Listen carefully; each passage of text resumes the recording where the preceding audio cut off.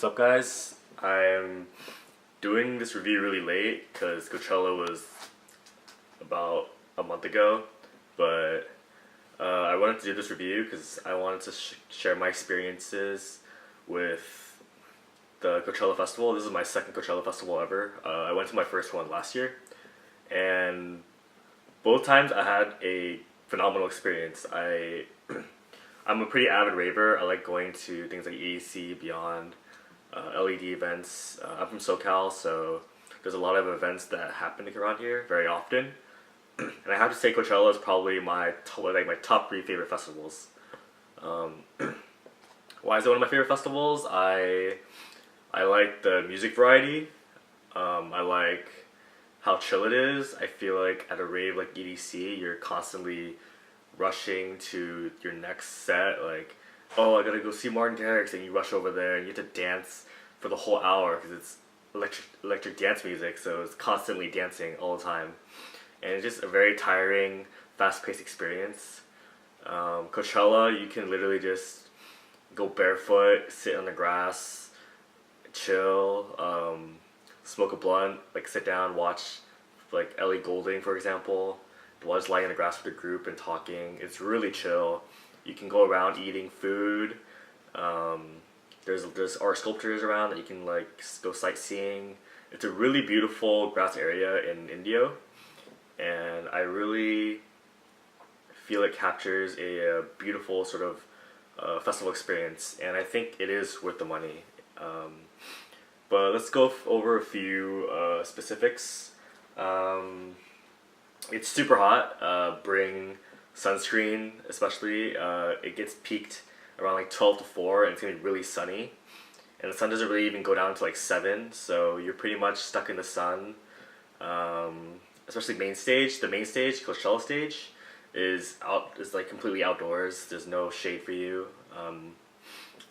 And yeah, the food is really expensive. I ordered a paella, which is like a Spanish rice dish. It was like $13. It was really good, but $13. There's great food there. Like one of my local places called After's Ice Cream. It's really good. You can get like ice cream and a donut. There's Pig Pen Delicacy, which is they specialize in bacon and egg dishes. So there's all these really good places that they're usually local around California, but they went over there to vend, and they pretty much charge a surplus on their prices. And it sucks, but if you're a festival goer, you're usually used to all these ridiculous prices.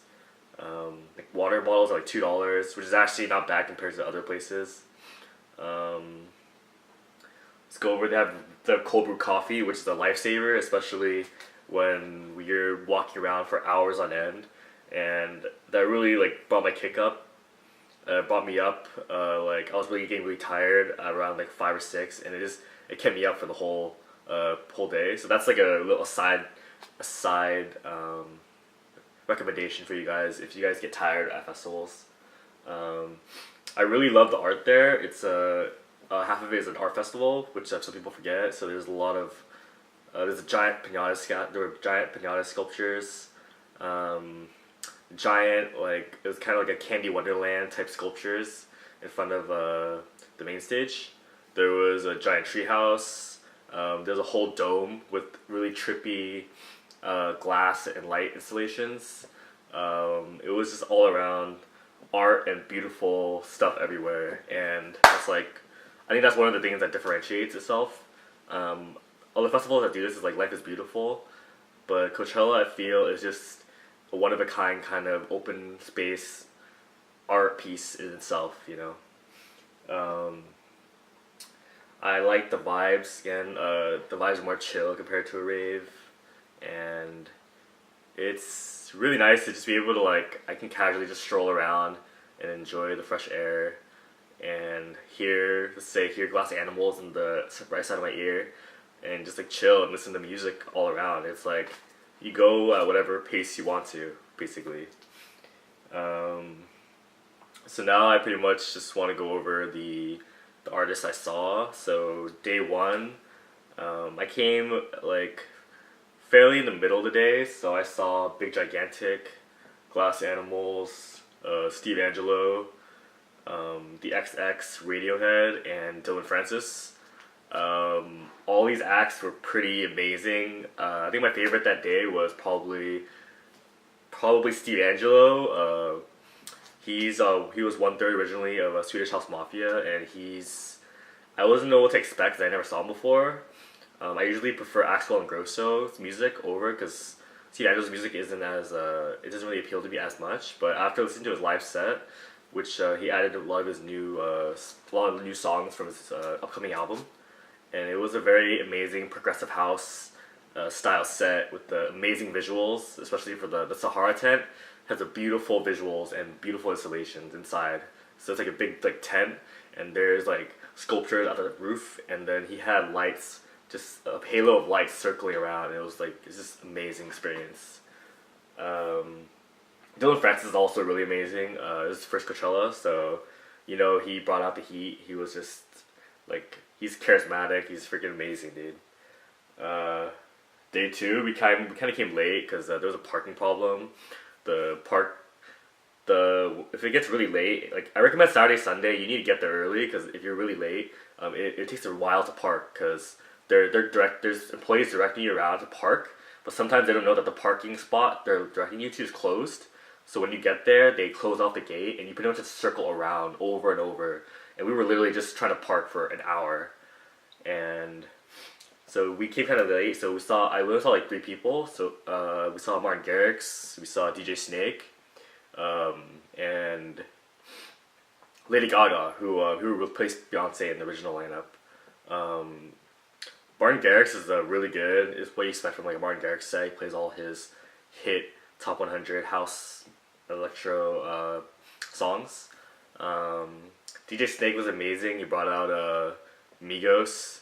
It's like one of his songs of the year, just Bad Emoji. It was fun to finally see him live, I guess, just to sing it live because everyone knows the lyrics.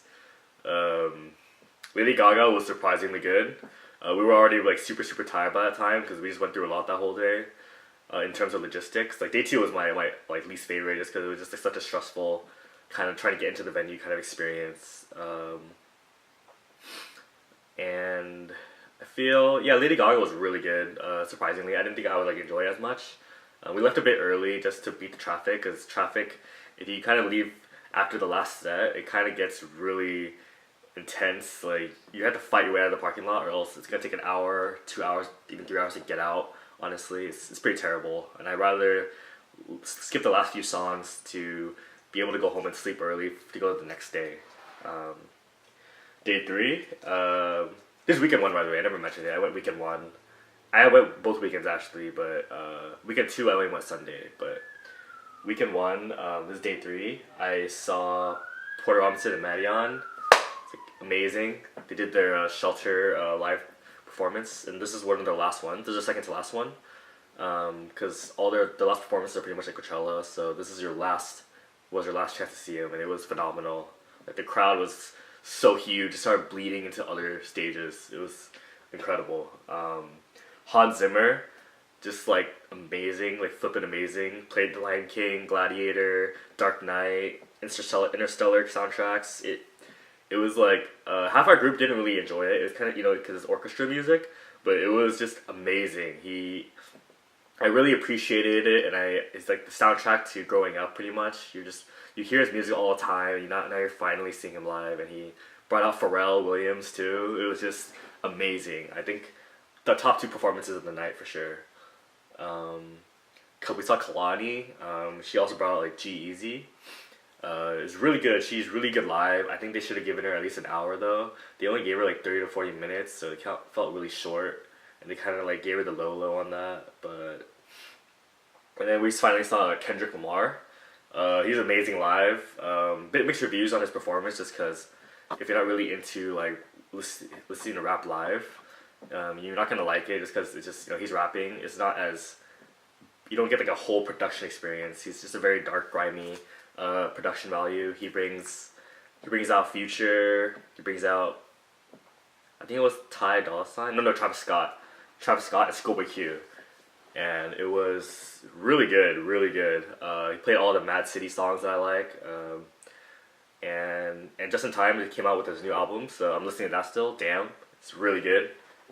Um, yeah, day three was my favorite. So by far, the lineup is just the best. Day three, you see a lot of people buying Sunday tickets only just because they see Portion, they see Hans Zimmer, they see all these amazing artists you can't really see anywhere else, all together.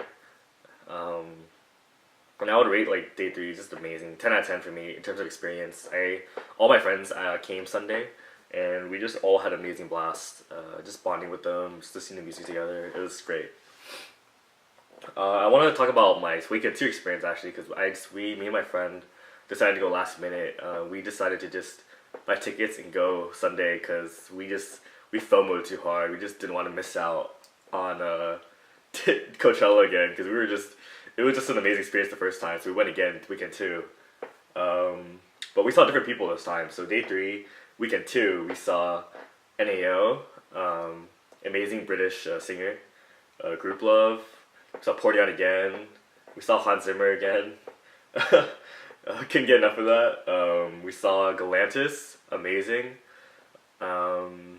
Marshmallow, Marshmallow had really mixed reviews for his set at first weekend's Coachella. I didn't see it, but this weekend he played a lot of bass. He played a lot of trap. It was freaking amazing. It felt like almost like a Skrillex and a Nightmare set almost, except he incorporated some of his own songs like his Hello remix, Alone and stuff like that. It was like a hit. It was a hit, lit up tent pretty much.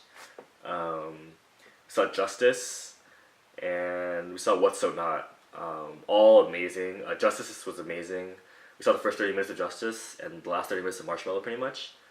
And I feel Justice was amazing, an amazing band to just listen to. We sat down, chilled, we sat down near the Pinata sculptures, which is like our meetup point.